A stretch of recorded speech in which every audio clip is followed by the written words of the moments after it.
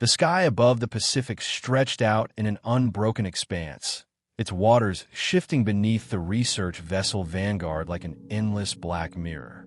John Kane leaned against the railing, the salt air thick in his lungs as he watched the sun begin its slow descent. The mission had started as a standard deep-sea survey, another expedition cataloging anomalies for the Geospatial Marine Exploration Initiative, but now it had taken a turn no one on board could explain. The island shouldn't exist. The sonar had picked up an unnatural mass, a vast metallic structure rising from the depths, where nothing had been recorded before. No charts marked its presence, no satellite imagery showed its shape. Just there, suddenly, after decades of open ocean. He turned as the heavy boots of Dr. Lucia Hall, the team's lead oceanographer, clanked against the deck. She had that look, the mixture of fascination and unease she always wore when something wasn't adding up. "We should have seen it before," she murmured, eyes fixed on the horizon. "It's impossible for a landmass this size to appear overnight. Tectonically, geographically, it doesn't happen." John exhaled. And yet there it is. The rest of the team stood nearby, adjusting gear and murmuring among themselves. Marco Velasquez, their engineer, double-checked the drone equipment, fingers drumming against the metal casing. Troy McAllister, their logistics officer and former Navy diver, had his arms crossed, his stance rigid with military-trained skepticism. "If this was some kind of abandoned oil rig, we'd have records," Troy said. "But there's nothing. No signal, no distress beacon, no rusted-out remains. That thing's solid, like it was built yesterday." The last member of their team, Samir Patel, was already running final checks on the survey pod. He had been the first to suggest that the structure wasn't a remnant of human construction, but something else, something older. Now, as the island loomed closer, its jagged silhouette breaking through the mist, no one was arguing. John felt the tension coil in his gut as they approached the dock. The massive metal plating was corroded yet intact, its surface covered in strange, near-indecipherable markings. He ran a gloved hand along the edge of a rusted walkway. The air smelled stagnant, thick with the scent of metal and something else, something stale, like a place that had been waiting too long for its doors to open. Marco whistled low. What the hell was this place? Lucia stepped ahead, brushing dust from a half-erased insignia etched into the wall. The words beneath were faded, almost unreadable, but John caught fragments. Unit 07, high-risk containment. Authorized personnel only. Not an oil rig, Samir muttered. John adjusted his earpiece, signaling the Vanguard to hold position. "Stay alert," he ordered. "We document everything. No unnecessary risks." The team moved inside. The corridor swallowed the daylight almost instantly, their flashlights flickering against metal bulkheads reinforced with rivets the size of a man's fist. The interior had an eerie preservation to it, like a place abandoned in a hurry, yet untouched by time. Marco ran a hand along the wall. Power conduits. This thing had a serious energy draw. Lucia pointed to the floor. These tracks, something heavy was transported through here regularly. Troy was already a few paces ahead, scanning the main hallway. "I don't like this. It's too quiet." Then something clicked. A deep, resonant thud, like a pressure lock disengaging. Lucia's breath hitched. Did someone? No one touched anything, John cut in. A slow hum built in the walls. Faint, distant, like an old system waking up after decades of silence. Lights overhead flickered, dull red emergency strips casting long shadows that made the space seem deeper than it was. Troy pulled his sidearm. "Okay, I really don't like this." Samir checked his scanner. "There's power here. Not much, but something's still running." John forced himself to stay focused. "Keep moving." They entered what must have once been a security checkpoint. The shattered remains of a monitoring station sat in the center, its consoles blinking weakly, lines of corrupted text scrolling across the cracked screens. Lucia wiped dust from a display. The footage feed was still running, though degraded, grainy black and white clips of long empty hallways. Then a glitch. A figure flickered into view, just for a second. Too fast to make out. Too distorted to be real. Marco took a step back. Tell me someone else saw that. No one spoke. The Vanguard's radio feed hissed with static in John's ear. Then a burst of garbled audio, like a voice distorted by time, deep and wrong, syllables slipping into an unnatural cadence. Still here, Lucia grabbed his arm. John. She pointed to the far end of the room. A door had unlocked itself. John stared at the entrance. Massive, reinforced, built to keep something in. The team hesitated, but they all felt it now. The unshakable sense of being watched. He approached the door. It stood slightly ajar, darkness yawning beyond. We shouldn't go in there, Marco murmured. We have to know what this place is, John replied. Lucia swallowed hard. And if we don't like the answer? John turned to the group. The Vanguard was still docked. They could leave, but he already knew the truth. They wouldn't. The knowledge was too close, the mystery too deep. He pushed the door open, and the darkness swallowed them whole. The first thing John noticed was the cold. Not the damp chill of seawater trapped in the walls, nor the artificial sterility of an abandoned facility, but something deeper. A cold that sank into the bones, into the space between thoughts. It carried weight, pressing against his skin, as if something unseen was observing them from the moment they stepped inside. The others felt it, too. Their breaths came shallow. Flashlights jittered in uncertain hands. Beams cutting across metal walls streaked with age and neglect.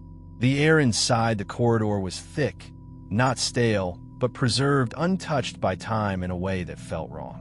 Lucia broke the silence first. This isn't decay. It's containment. No one answered. John moved forward, boots scuffing against the grated flooring, his steps echoed by the others. The walls were marked by deep, uneven grooves, as if something had dragged its way along the corridor, clawing at the metal. The pattern of the marks wasn't chaotic. They followed a path, leading deeper. Troy's voice was low, tight. Those look recent. Samir glanced at his scanner. Still no life signs. He exhaled sharply. Which is worse, honestly. They continued forward, passing through a series of checkpoints, each more fortified than the last. The security stations bore the same emblem they had seen outside. Unit 07. High-risk containment. But here, in the depths of the structure, something new accompanied the insignia. A secondary script, letters formed from sharp, interwoven lines, not of any known human language. Marco swept his flashlight across a section of the wall where the writing had been hastily scratched out. The movement sent dust spiraling through the air. Why erase it? He murmured.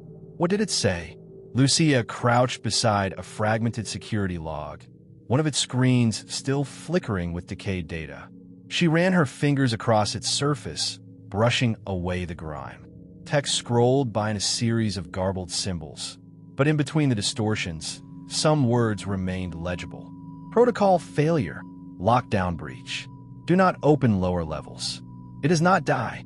A metallic groan rumbled through the walls, the sound coming from below.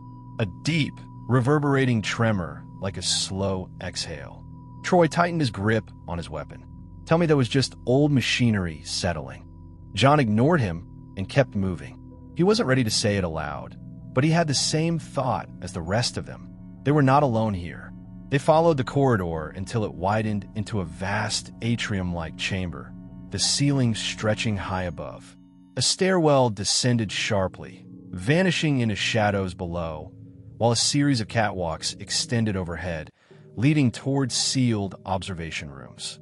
Lucia stopped, her gaze fixed on something embedded into the far wall. A glass containment pod.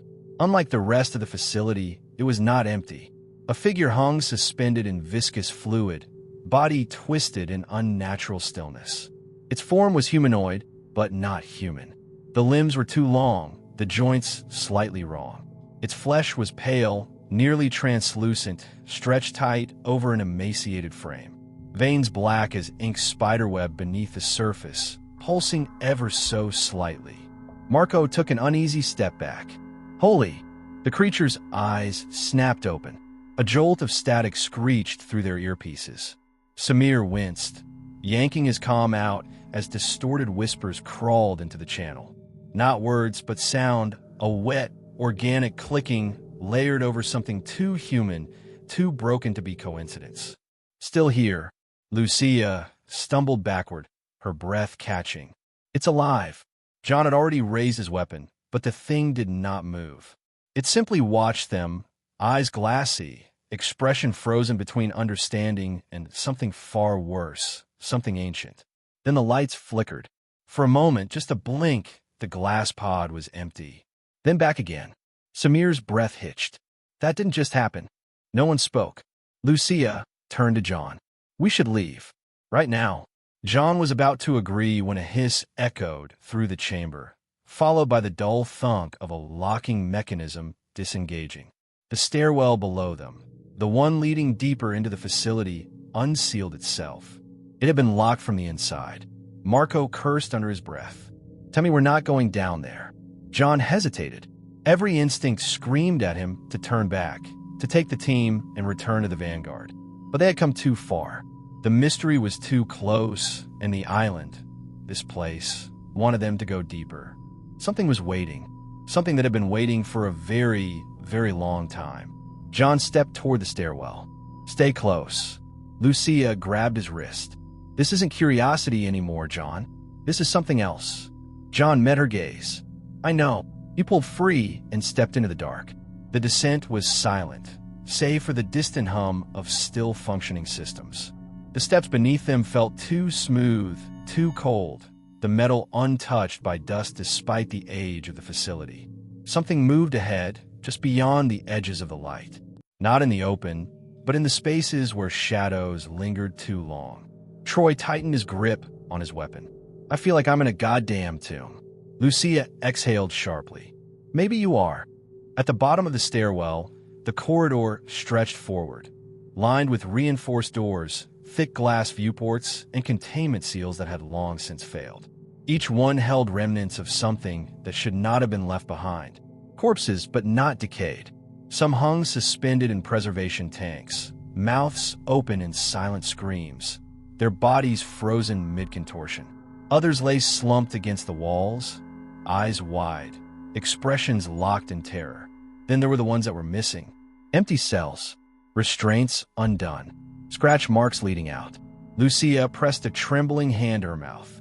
This wasn't a prison. It was a lab. Samir pointed at the far end of the corridor, where a massive blast door had been torn open from the inside. Beyond it, another chamber loomed, a control room still faintly lit by backup power. John led them inside. A final terminal flickered, displaying a fragment of a log entry. Experiment 07, unclassified entity. Subject retains full cognitive function. Host replication, threat level maximum. If escape occurs, facility is to be sunk immediately. Marco muttered a curse. Well, that didn't happen. Then the screen glitched. For a fraction of a second, an image replaced the text, a reflection of their own team standing in the room. But there was something wrong. One extra figure, standing at the back, still, watching. The lights went out, and something breathed behind them. Darkness swallowed the room whole. For a moment, there was only the sound of their own breathing, sharp, shallow gasps, the edge of panic curling at the edges. Then from somewhere deep in the facility, something moved, a sound like wet fabric dragging across metal. Lucia's breath hitched. Who turned off the lights? No one answered. John raised his flashlight, but the beams sputtered, flickering against the static-laced glow of the terminal screen. The image was gone. No more distorted reflections. No more extra figures. But that didn't mean they were alone. Marco cursed under his breath, fumbling with his gear. Power's still running. This isn't a normal outage. Troy was already backing toward the exit. We need to move. Now. Then the whispering started. Not from the radio this time. From the room itself. The voices came from everywhere and nowhere. A broken chorus of echoes, overlapping, twisting in on themselves. Some half-formed, others too clear, their syllables sinking into the air like cold fingers dragging down a spine. John turned sharply, sweeping his light toward the sound. Nothing. Then the terminal screen flickered again, its corrupted text shifting, reforming into something new. A message. You should not be here. The whispering stopped. Lucia took a slow, shuddering breath. That's... A loud clang reverberated from the hallway behind them. Heavy, impactful, close. Something was coming. Samir yanked out his scanner, but the screen glitched violently, the readings distorting. No.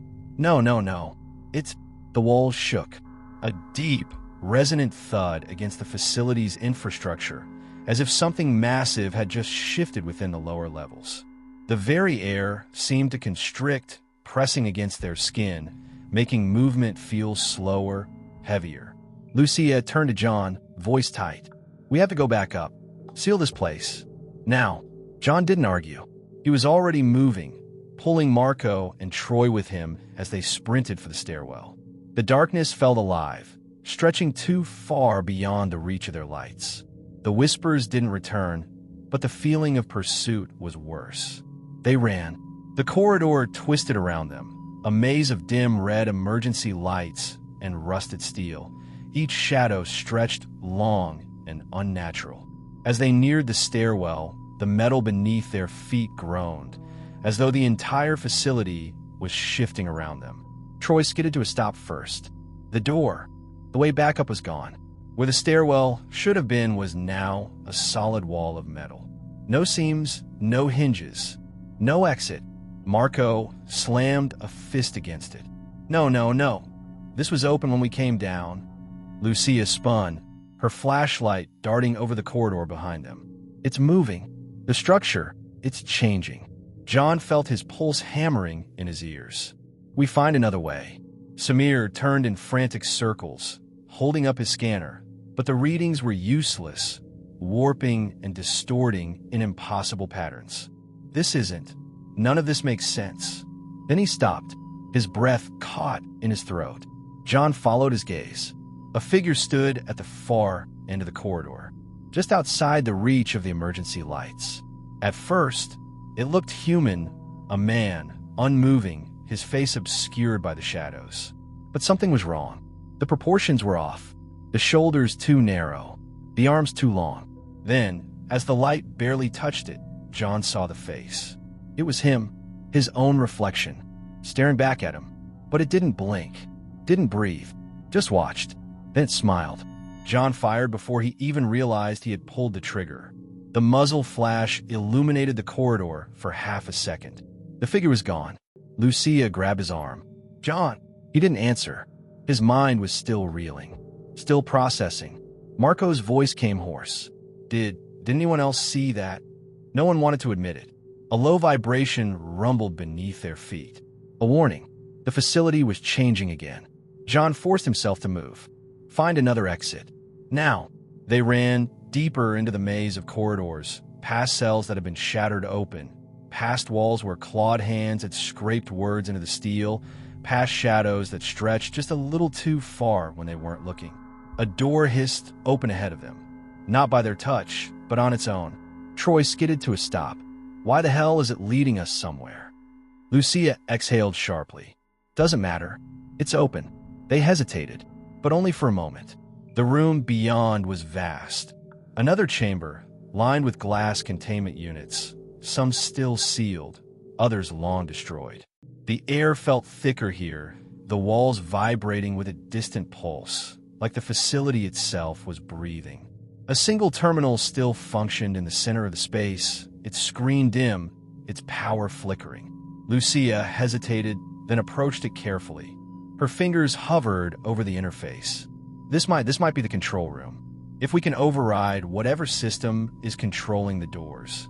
Her words cut off as the screen shifted on its own. A security feed flickered to life. It showed them, from behind. A second camera feed displayed another corridor. But this one was different. Something was moving. A shape, shifting just outside the frame. Massive and impossibly fluid, its limbs melting into the walls as it moved. The static blurred its form, but the impression was unmistakable. It was coming toward them. Troy stepped back. Nope. Shut that off. I don't need to see that. John grabbed the keyboard, his hands flying over the interface. If this is the control room, there has to be Another tremor rocked the facility. The screens glitched again, then displayed a single, final message. It is already here. The power died completely. Then the containment pods began to open. A hiss filled the chamber. The containment pods split open, releasing clouds of freezing vapor that swirled around their feet like grasping fingers. The air reeked of something ancient and wrong, a metallic tang mixed with the sharp, almost organic stench of decay. The silence between them lasted only a heartbeat before the first movement came. John caught the motion from the corner of his eye, a shape unfurling inside the nearest pod, its limbs moving too fluidly, too smoothly, like a puppet with its strings cut loose. The thing crawled forward, dragging itself free of its glass prison, skin slick and pallid, veins pulsing like dark tendrils beneath translucent flesh. Its head twitched, an unnatural tilt, as though testing the weight of its own body. Lucia took a step back. They're waking up. Then the screaming started, not from the creatures, from the walls. The facility itself shuddered, metal groaning as something deeper in the structure roared to life. A sound too massive, too consuming, as if the entire place had been holding its breath and was finally exhaling. Samir's voice was strangled. "We need to get out. Right now." Marco was already moving, grabbing a piece of exposed conduit and wrenching it free. Sparks flared in the dark. If this is the control room, then he jammed the metal into an access panel, forcing a manual override. Somewhere, a distant klaxon blared, a door releasing pressure. An exit. Troy fired his weapon, the gunshot echoing like thunder.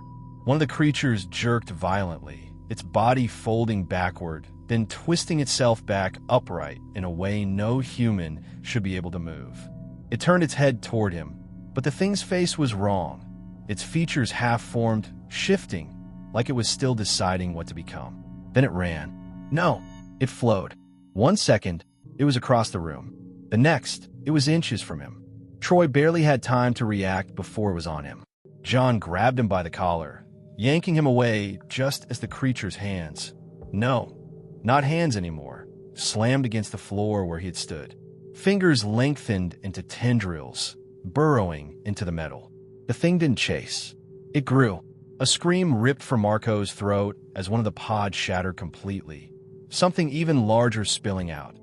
Not humanoid, not anymore. Its shape shifting, reshaping, a writhing amalgamation of faces and limbs fused together, like a thing that had eaten too many people and still wasn't full. The door at the far end of the chamber slammed open. John didn't think, didn't hesitate. Run. They sprinted, down the corridor, past the flickering emergency lights, past the figures that twitched in the shadows, some still watching, some following. The walls were shifting again, but not like before. This wasn't the facility locking them in. This was the facility breaking apart. Lucia gasped. The island is sinking. The word sent ice through John's chest. Containment breach protocol. That last log entry. It had said the facility was meant to be destroyed if escape occurred. The system was doing what it should have done decades ago. Samir stumbled as the floor lurched violently beneath them, nearly pitching them into the depths of the hallway. Water sprayed from the cracks overhead. "We're gonna drown," Marco gasped, "if we don't get torn apart first." The end of the corridor loomed ahead, a set of reinforced doors, half open, leading back toward the surface access. Beyond it, a stairwell stretched upward toward what looked like daylight. Hope! Lucia raced ahead, nearly reaching the door, when something stepped into the light. A figure, not a creature, not a shifting horror, a man. At first, John thought it was another reflection. But no, this one moved like a person. Worn uniform, body language rigid, eyes dark with something unreadable. A survivor? Lucia hesitated. Who? The man tilted his head and smiled. John's stomach dropped. He knew that face. It was him. Not a copy. Not a distortion. It was John Kane, standing at the top of the stairwell, looking down at them. The other John lifted a finger to his lips. Then he spoke. But it wasn't his voice. It was all of their voices. A chorus, whispering, shifting, as though something inside him was speaking through borrowed tongues. "You brought it back with you." John felt his chest tighten, his breath catch. The thing wearing his face smiled wider. Behind them, the hull collapsed completely, metal groaning, water rushing in. No more options. John grabbed Lucia's hand and ran toward himself. The figure laughed, a sound that bled static, then stepped aside. They burst through the doors, up the stairwell, toward the dim light above, toward the ocean, toward the open air, toward the possibility that they might still escape this place alive. The structure rumbled violently beneath them, the final breaths of a dying prison. John didn't look back. He didn't want to see what was following them now. The Vanguard was still there, miraculously intact, bobbing in the storm-churned water. The crew on board shouted for them, pulling them up as soon as they leapt onto the deck. Marco collapsed to his knees. "We made it." Troy's hands were shaking. Samir was muttering something under his breath, eyes locked on the sinking island. Lucia turned to John, her face pale. "It let us go." John met her gaze, his pulse still hammering in his ears. He didn't correct her, didn't tell her the truth, because it hadn't let them go. It had followed them out. Far across the water, a shape moved beneath the waves, dark and vast, disappearing into the endless black of the ocean. And in the reflection of the glass panel beside him, John saw himself staring back. But his reflection did not blink.